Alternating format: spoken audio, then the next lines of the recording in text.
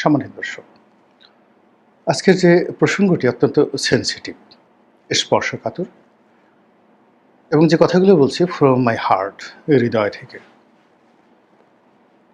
এবং মানুষের হৃদয় হলো পবিত্র ভূমি। এই হৃদয়ে অনেক কিছু লিখিত হয়। এই হৃদয় থেকে অনেক দীর্ঘশ্বাস বের হয় এবং হৃদয় থেকে যে কথাগুলো বের হয়, কখনো কখনো সেই কথার সঙ্গে আপনি একমত না হতে পারেন, কখনো কখনো সেই কথাগুলো একেবারে অবাস্তব হতে পারে, কিন্তু সময়ের বিবর্তনে হৃদয়ের সব কথাগুলো সেখানে ফলে যায়। এই পৃথিবীতে হৃদয়ের যে কথাগুলো রয়েছে তার মধ্যে শ্রেষ্ঠতর কথা হলো সাহিত্য, কল্পনা মিশ্রিত গল্প, কিন্তু অনাদিকালে, মহাকালে এ কখনো পূর্ণ হয় না। ৫,০০০ বছর আগে রচিত মহাভারত, প্রাচীনকালে সেই ইলিয়াড ওডিসি, কিংবা ধরুন সেই শাহনামা, কিংবা আমাদের দেশে যে বিষাদ সিন্ধু, মেঘনাদ বধ কাব্য, বা যত অন্য ছোট ছোট গল্প কবিতা রয়েছে, পাঠে আমার মন বসে না কাঁঠাল চাপার গন্ধে। তো এই যে জিনিসগুলো, এগুলো হৃদয়ে নিঃসৃত। মোর প্রিয়া হবে এসো রানী, দেব খোপায় তারার ফুল, হৃদয় নিঃসৃত, কোনো বাস্তবতা নেই। মোর প্রিয়া হবে এসো প্রিয়, মানে সে সবাইকে, ইউনিভার্সাল সবাইকে বলছে মোর প্রিয়া হবে, নারীকে উদ্দেশ্য করে বলছে এসো প্রিয়, দেব খোপায় তারার ফুল। আকাশে তারকাগুলোকে এনে সেই তোমার খোপায় ফুল হিসেবে আমি গুজে দেব। এখন চিন্তা করেন যে কবি যখন লিখেছিলেন এই কথা, তিনি এই তারকারাজির যে সোলার পাওয়ার, ওটাকে তিনি মিন করেননি। বিন্দু বিন্দু জ্বলছে এবং দূরে আকাশে সেটা যে ফুলের মতো প্রভাব বিকরণ করছে, সেটাকে তিনি মিন করেছেন। তো সেই যে প্রিয়াকে সেই তারা গুজে দেবেন, এই লোভে কত প্রিয়া যে কবির প্রেমে পড়ে যায়, বা ওই গান শুনে এখন পর্যন্ত কত মানে প্রেমিকা যে প্রেমে পড়ে যায়, যেটা আপনি হাজার কোটি টাকা বাস্তব সোনা দানা দিয়েও সেটা পারবেন না। তো এই হলো অন্তর নিঃসৃত বাণীর মর্মকথা। তো সেই দিক থেকে ডক্টর মোহাম্মদ ইউনূস এখন আমাদের সরকার প্রধান, প্রবল ক্ষমতাধর ব্যক্তি। তার বিদায় নিয়ে কথা বলছি। তিনি চলে যাবেন। কেন যাবেন, কখন যাবেন এবং কিভাবে যাবেন, আপনি একবার চিন্তা করুন তো। এই কথাগুলো কি আপনার মনে আসে না এখন? নাকি আপনি চিন্তা করেন যে আজীবন তিনি ক্ষমতায় থাকবেন এবং এখন যেভাবে চালাচ্ছেন ওভাবে চলবেন, আর আপনিও তার অধীনে এখন যেভাবে চলছেন ওভাবেই আপনার জীবন চলতে থাকবে? গত ১ বছরে যেভাবে আপনার জীবন ধারাবাহিকভাবে উন্নতি হয়েছে আপনার জীবনে, অথবা আপনার জীবনের যে অবনতি হয়েছে, ডক্টর মোহাম্মদ ইউনূসের কল্যাণে আগামী দিনগুলোতে আপনার এই কল্যাণ অকল্যাণ, উত্থান বা পতন, এটা অব্যাহত থাকবে এবং আপনি বিকল্প কোনো কিছু চিন্তা করছেন না। যদি আপনি এরকম চিন্তা করেন, অথবা আপনি নিজেকে অমর, অবিনশ্বর মনে করেন যে এই পৃথিবী যতদিন আছে আপনাকে থাকবেন, আপনার মনে হচ্ছে যে আমার এই বক্তব্যের পরবর্তী অংশ না শুনলেও কোনো মানে আমার কোনো বেদনা থাকবে না। কিন্তু আপনি যদি মনে করেন যে এই পৃথিবী পরিবর্তনশীল, এই পৃথিবী অবিনশ্বর নয়, একমাত্র মহান আল্লাহ রাব্বুল আলামিন অবিনশ্বর। একটি নির্দিষ্ট কর্ম করার জন্য মানুষকে আল্লাহ রাব্বুল আলামিন এই পৃথিবীতে পাঠান এবং সেই কর্ম সম্পাদন হওয়ার পর আল্লাহ তাদেরকে তুলে নেন। কখনো কখনো আল্লাহ রাব্বুল আলামিন কোনো দেশ এবং জাতিকে শিক্ষা দেওয়ার জন্য মহামানব প্রেরণ করেন, কখনো কখনো অমানব, রাক্ষস, দানব, জুলুম, অত্যাচারে পরিপক্ক মানুষদেরকে প্রেরণ করেন মানুষদেরকে শিক্ষা দেওয়ার জন্য। ফলে এই প্রকৃতিতে রাষ্ট্র ক্ষমতা নিয়ে সবসময় একটা লীলা খেলা চলে। আমরা এখন কোন লীলা খেলার কবলে আছি সেই বিষয়ে বলার আগে যেটা বলে নেই যে এখানে আমার কোনো ডক্টর মোহাম্মদ ইউনূস সম্পর্কে যা বলছি কোনো ম্যালিস নেই, প্রেজুডিস নেই। আমি পুরোটাই আলাপ করব। আপনি কিভাবে সেটা নেবেন সেটা আপনার ব্যক্তিগত বিষয়। প্রথমত হলো যে মানুষ যখন আসে, তার জন্য যাওয়া বা প্রস্থানটা অনিবার্য হয়ে পড়ে। আপনি যখনই কোথাও আসবেন, সেখান থেকে আপনাকে যেতেই হবে। দুনিয়াতে আসলে কবরে যেতে হবে। কোনো গৃহের মধ্যে যদি আপনি মেহমান হিসেবে আসেন, সেখান থেকে আপনাকে নিষ্ক্রান্ত হতে হবে, ইচ্ছায় অনিচ্ছায়, গলা ধাক্কা খেয়ে, সসম্মানে, কিন্তু আপনাকে সেখান থেকে যেতেই হবে। এরপর আপনি বিদেশে গেলেন, সেখান থেকে আপনাকে ফিরতে হবে। তো সেই দিক থেকে ডক্টর মোহাম্মদ ইউনূস, তার বয়স এখন ৮৬ বা ৮৭ বছর, জীবনের একেবারে শেষ প্রান্তে। প্রকৃতি তাকে কখন ডাকবে, মালাকুল মউত তার সমীপে কখন আসবে, সেটা নিয়ে তিনি কি চিন্তা করছেন জানি না, কিন্তু আল্লাহর আরশে আযমে তো এটা লিখিত আছে। তো কাজেই প্রকৃতিগতভাবে তার একটা বিদায় হতে পারে, রাষ্ট্র ক্ষমতায় থেকে সসম্মানে মর্যাদার সঙ্গে। এটা তার অন্তর্নিহিত চিন্তার উপর নির্ভর করবে। মূল ব্যাপার হলো আমরা ভুল করি, এবং যে মানুষ যত বড় তার ভুল তত বেশি। রাষ্ট্র ক্ষমতায় যারা থাকেন তাদের ভুল, ভ্রান্তি, অন্যায়, অবিচারের শেষ নেই। এটা আল্লাহ রাব্বুল আলামিন সাধারণত ক্ষমা করে দেন।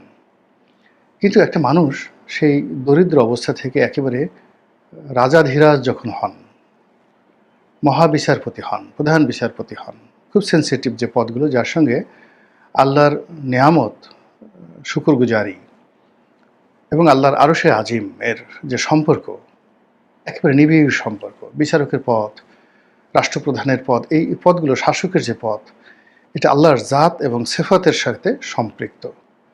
তো কাজেই এই পদ পদবি ব্যবহার করে যখন কেউ অন্যায় করে, অবিচার করে, জুলুম করে, অত্যাচার করে, মহান আল্লাহ রাব্বুল আলামিন গোস্বায় তিনি কাঁপতে থাকেন, এবং তার সেই গোস্বার ফলে যে পতন অনিবার্য হয়ে যায়, এই পৃথিবীতে সেই পতন কেউ ঠেকাতে পারে না।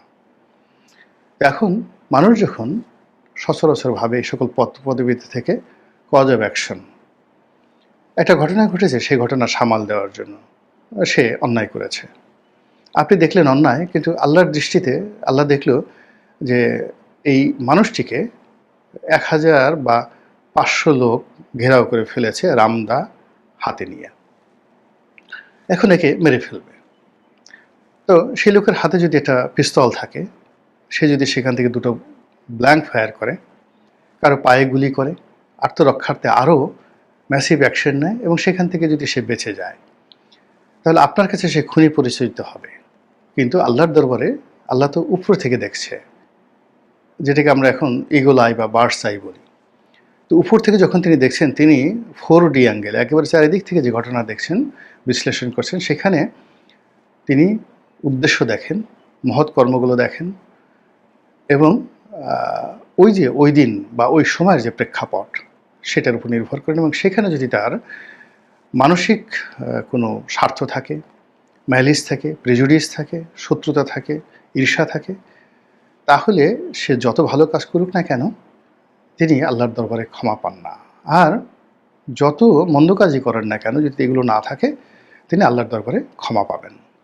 তো সেই দিক থেকে ডক্টর মোহাম্মদ ইউনূস এখন যেখানে বসে আছেন, তার যে অন্তর, এই অন্তর তিনি ছাড়া আসলে কেউ জানেন না। এই পৃথিবীর দ্বিতীয় কোনো মানুষ জানেন না, আর জানেন অন্তর্যামী, মানে মহান আল্লাহ রাব্বুল আলামিন। তো তিনি যদি এখানে থেকে চলে যান, যদি অসম্মানভাবে বা মর্যাদাহানিকরভাবে বেইজ্জতি হয়ে তাকে এখান থেকে যেতে হয়, তাহলে ধরে নেবেন যে তার চিন্তা খারাপ ছিল, চরিত্র খারাপ ছিল, এবং লোক তিনি ভালো ছিলেন না। আর যদি সসম্মানে তার বিদায় হয়, প্রস্থান হয়, সেটা মৃত্যু হোক, পদপদবি থেকে হোক, তাহলে এই যে তার যত ব্যর্থতা বলেন না কেন, আপনি ধরে নেবেন যে তিনি লোকটি বড়ই ভালো ছিলেন, এবং তার এই বিদায় এবং অন্তর্ধানে, সেটা মৃত্যু হোক বা রাষ্ট্র ক্ষমতা থেকে তার বিদায় হোক, তার বিদায়টা যদি সম্মানজনক হয়, তাহলে ধরে নিতে হবে যে আমরা একটা বড় নিয়ামত হারিয়েছি। এটাই বাস্তবতা। অতীতে জাস্টিস সাহাবুদ্দিন এবং বিচারপতি হাবিবুর রহমান, এই দুজনের বিদায় সমস্ত রাষ্ট্রপ্রধানদের মধ্যে সবচেয়ে সম্মানজনক, মানে সরকার প্রধানদের মধ্যে সবচেয়ে সম্মানজনক এবং মর্যাদাময় ছিল। তো ওইরকমভাবে ডক্টর মোহাম্মদ ইউনূসের বিদায় যদি হয়, তাহলে ধরে নিতে হবে যে তিনি একজন ভালো মানুষ ছিলেন। এখন যেটা প্রথমে প্রশ্ন করেছি, তিনি কেন যাবেন, মানে এখান থেকে কেন তার বিদায় হবে। প্রথমত যেটা বললাম যে আল্লাহর হুকুমে তার মৃত্যু হতে পারে, মালাকুল মউত এসে যেতে পারে, এটা অনিবার্য। দ্বিতীয়ত হলো তার যে পদ এবং পদবি, কোনো পদ পদবি চিরন্তন নয়। এখান থেকে মোরাললেস ক্ষমতা কখনোই চিরন্তন নয়। এবং পৃথিবীতে যে কয়টি চেয়ার রয়েছে, যে চেয়ারগুলো খুব কাঁপতে থাকে এবং সেখানে যারা বসে থাকেন, এটাকে হর্স রাইডিং বলা হবে। মানে একেবারে পাগলা ঘোড়া নয়, আপনি পাগলা মহিষ, পাগলা গন্ডার, পাগলা ষাঁড়, ওই যে স্পেনের যে ষাঁড়ের লড়াইগুলো হয়, ষাঁড়ের পিঠে যারা বসে থাকেন, তো এর চাইতে কোটি কোটি গুণ ভয়ঙ্কর হলো ক্ষমতার চেয়ারে বসে থাকে। এই চেয়ার কাঁপতে থাকে সবসময়। ফলে এখানে পান থেকে চুন খসলে সর্বনাশ হয়ে যায়। সেনাপতি সেই সম্রাটকে বন্দি করে ফেলে, সম্রাটের স্ত্রী সম্রাটের চোখ অন্ধ করে দেয়, সম্রাটের মা সম্রাটকে বিকলাঙ্গ করে ফেলে। এই হলো রাজনীতি। তো কাজেই যখনই কেউ একটা ক্ষমতার চেয়ারে বসে, সেই চেয়ারে বসার পর তার ওখান থেকে বিদায়টা অনিবার্য হয়ে পড়ে এনি টাইম। এখন সেই বিদায়টা কিভাবে হবে বললাম, যে যদি সম্মানজনকভাবে হয় তাহলে ধরে নিতে হবে তিনি ভালো মানুষ ছিলেন, আমরা তাকে চিনতে পারিনি, অথবা আমরা তাকে চিনতে পেরেছি, তার কাজকর্ম ভালো ছিল, সম্মানজনক বিদায় হয়েছে, এটা ডবল। দুইভাবে হয় যে আপনি মানে সম্মানজনকভাবে বিদায় নিয়েছেন, কিন্তু আপনি অনেক অনার সৃষ্টি করেছেন, তো সেক্ষেত্রে ধরে নিতে হবে আপনি ভালো মানুষ।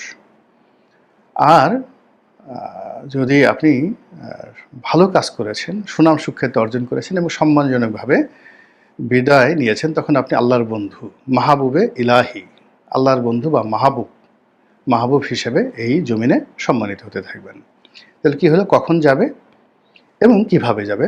সম্মান বা অসম্মান যে কোনো একটা, যাকে বলা হয় ওসিলা করে, যে কোনো ক্ষমতাধরদের মতোই ডক্টর মোহাম্মদ ইউনূসের বিদায় হবে। তৃতীয় প্রশ্ন হলো যে কখন হবে? এটা আগেই বলছে যে এটা একমাত্র আল্লাহ রাব্বুল আলামিন জানেন, এনি টাইম। কিন্তু এখানে কতগুলো সূত্র রয়েছে, দার্শনিক সূত্র রয়েছে, ফিলোসফিক্যাল সূত্র রয়েছে, থিওরি রয়েছে। সেটি হলো, মানুষের হৃদয়ে যখন কোনো ক্ষমতাধর ব্যক্তির সম্পর্কে ক্রোধ সঞ্চারিত হয়, যখন ক্ষমতায় বসা লোকটির সম্পর্কে সাধারণ আমজনতা তারা বিশ্বাস স্থাপন করতে পারে না যে তাদের শাসক একজন সৎ, একজন সত্যবাদী, একজন চরিত্রবান, ন্যায়পরায়ণ বাদশাহ। এই বিশ্বাসটা মানে মাস পিপল, বেশিরভাগ লোকের মধ্যে যখন থাকে না, তখন ওই সিংহাসন কাঁপতে থাকে এবং সেই সিংহাসনে বসা লোককে সেখান থেকে ফেলে দেওয়ার জন্য সিংহাসনই অলৌকিক ক্ষমতার অধিকারী হয়ে যায়। অর্থাৎ রাজনীতি বলেন, রাষ্ট্র ক্ষমতা বলেন, তার চারিপাশে এমন কতগুলো উপলক্ষ তৈরি হয়, এমন কতগুলো ঘটনা তৈরি হয়, এমন কতগুলো বিষয় তৈরি হয়ে যায়, সাধারণ মানুষ না চাইলেও কেবলই মাত্র রাজনীতি, রাষ্ট্র ক্ষমতা এবং সিংহাসন, সেখানে জটিল রসায়নের কারণে সিংহাসন থেকে ছিটকে পড়তে হয়। আমি ইন ডিটেলস বললাম না, ইট মে বি এনিথিং। তো এই যে মানুষের মনের যে দীর্ঘশ্বাস, হতাশা, এটার কারণে দেখা যাচ্ছে যে একজনের পতন, একজনের বিদায় খুব দ্রুত এগিয়ে আসে। আবার এটা রিভার্স। ধরুন আল্লাহ রাব্বুল আলামিন আপনার ভাগ্যে রেখেছে আপনি 2 বছর ক্ষমতায় থাকবেন, কিন্তু ক্ষমতায় বসে আপনার হেদায়েতের দরজা খুলে গেল, আপনি কোনোদিন নামাজ কালাম পড়েননি, এখন আপনি সারাক্ষণ তাহাজ্জুদ নামাজ পড়েন, আপনি কোনোদিন কাঁদেননি। এই দুনিয়াতে আল্লাহ আপনাকে এত নিয়ামত দিয়েছে, এই নিয়ামত ভোগ করে করে আপনার, যাকে বলা হয়, হৃদয় কঠিন হয়ে গেছে, কান্না আপনার প্রয়োজন পড়েনি, কিন্তু আপনি ক্ষমতার চেয়ারে বসে কৃতজ্ঞতায় আপনার হৃদয় নরম হয়ে গেল, তুলতুলে হয়ে গেল, এবং আপনি উঠতে বসতে শুকরগুজার হন, চোখ দিয়ে ঝরঝর করে পানি পড়ে। আল্লাহর মানুষ, আপনি এই ক্ষমতায় বসার পর, আগেও অনেক মানুষ আপনাকে সালাম দিত, কিন্তু ক্ষমতায় বসার পর আপনাকে সালাম দেয়, সেলুট দেয়, এগুলো দেখে আপনি নীরবে অশ্রু বিসর্জন করেন যে হায় আল্লাহ, আমি তো একই মানুষ, একই গুনাহগার বান্দা তোমার, একই কৃতদাস। এই 2 দিন আগে কেউ আমাকে সেলুট দিত না, এখন আমি ক্ষমতায় বসছি, এ রাজকোষ আমার হুকুমে চলে, এ রাজাস্ত্র আমার কথায় গুলি করে, আমার কথায় গুলি বন্ধ করে। এ ক্ষমতা তো কিছু নয় আল্লাহ, এ তো তোমার হুকুম মাত্র।